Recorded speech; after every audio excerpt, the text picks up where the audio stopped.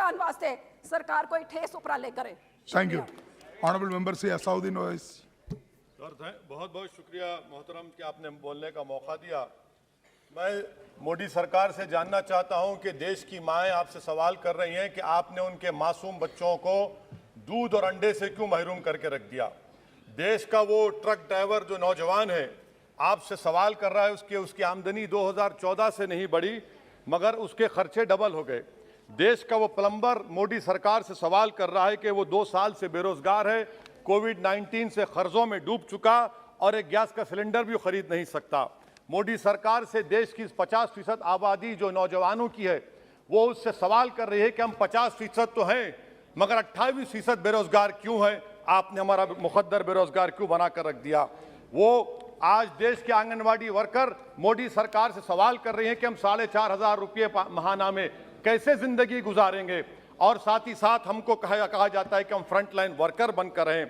देश की माएँ आपसे सवाल कर रही है मोदी सरकार से कि उज्ज्वला योजना के सिलेंडर जो 2015 में कीमतें थी वो डबल हो गई, आज वो कीमतों को सिलेंडर को रिफिल नहीं करा सक रही हैं।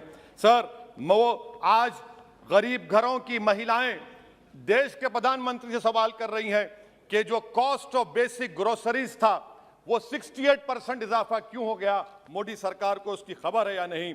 आज इस देश का मजदूर मोदी सरकार से सवाल कर रहा है कि 2015 से उसकी तनख्वाहों में सिर्फ 22% इजाफा हुआ है मगर price of essential food item से 50% इजाफा हुआ है।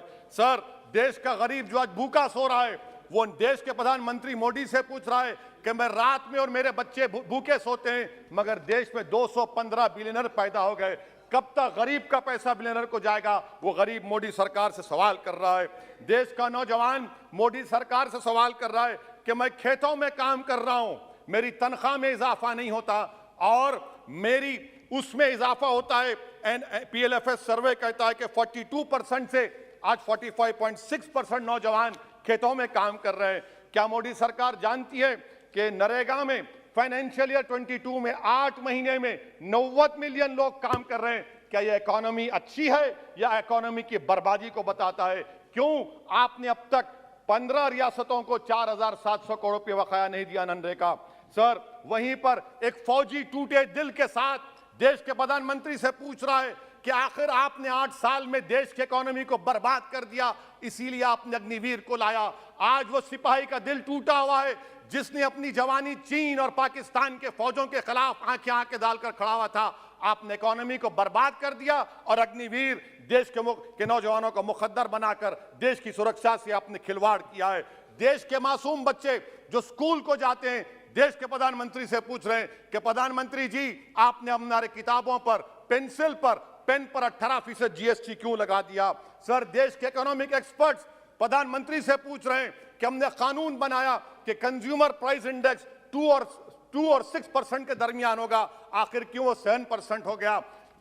WPI 15% हो गया। सर देश के 40 करोड़ गरीब से गरीब देश के प्रधानमंत्री को खुलकर जवाब दे रहे हैं और पैगाम पहुंचा रहे हैं कि इन्फ्लेशन करप्शन के बराबर है। वो 40 करोड़ गरीब देश के प्रधानमंत्री से कह रहे हैं कि आपकी सरकार में और यूपीए की सरकार में कोई फर्क नहीं है, इन्फ्लेशन उनकी नजर में करप्शन है। सर देश के गरीब आदमी जो 95% FDs में डालते हैं वो देश के प्रधानमंत्री से पूछ रहे हैं कि आपकी सरकार के गलत फैसलों से 7% इन्फ्लेशन की वजह से वो 3.5% पर एनम उनको लॉस हो रहा है।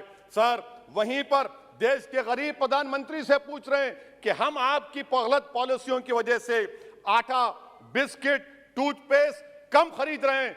देश के वो लोग जो कर्जों पर घर और गाड़ी लिए थे उनके 1% लोन इजाफा हो गया क्योंकि आपकी तरफ से गलत पॉलिसियों की वजह से RBI ने 0.9% बढ़ाया तो बैंक्स ने 1% बढ़ा दिया। इस देश का किसान मोदी सरकार से पूछ रहा है कि 31 पैसे के लिए मुझे state bank of India NOC नहीं देता है, मगर आपकी सरकार ने ऐसे बड़े बड़े डिफॉल्टरों को 1,45,240 करोड़ रुपए आपने राइट ऑफ कर दिए बैड लोन के लिए।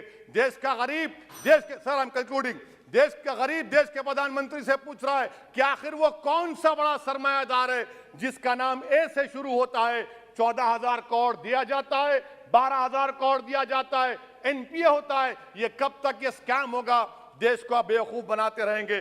Sir, FD rates 0.1% risen, but banks is making 0.8, 0.8%. What is this? And in conclusion, sir, मैं खत्म करने से पहले याद दिलाना चाहता हूं कि हमारे फाइनेंस मिनिस्टर ने किसी एक बजट स्पीच में एक शेर पढ़ा था, यकीन हो तो कोई रास्ता निकलता है, हवा की ओट भी लेकर चिराग जलता है। मैं कहना चाहूंगा कि फाइनेंस मिनिस्टर साहिबा, आपने गरीबों के चिराग को गुल कर दिया, आपने दौलतमंदों की हवा में इजाफा कर दिया, आपने गरीबों के रास्ते पूरे बंद कर दिए। और शायर ने सही कहा था देश के प्रधानमंत्री के बारे में कि जो कहता था तारे तोड़कर लाऊंगा, जो कहता था तारे तोड़कर लाऊंगा, उसने आसमान ही गिरा दिया मुझ पर। सर, ये इनकी पॉलिसी है। सर, कंक्लूड कर रहा हूं, ये इनकी पॉलिसी। सर, खत्म करें। ये मोदी सरकार की पॉलिसी है। देख लीजिए सर, सिर्फ 50 एमपी बैठे, इनको प्राइस राइज से मतलब नहीं है, मगर देश की जनता का आक्रोश समझिए, गुस्सा समझिए। आपको समझना पड़ेगा, आज गरीब मायूस है सरकार से। Thank you sir. Honorable member Sri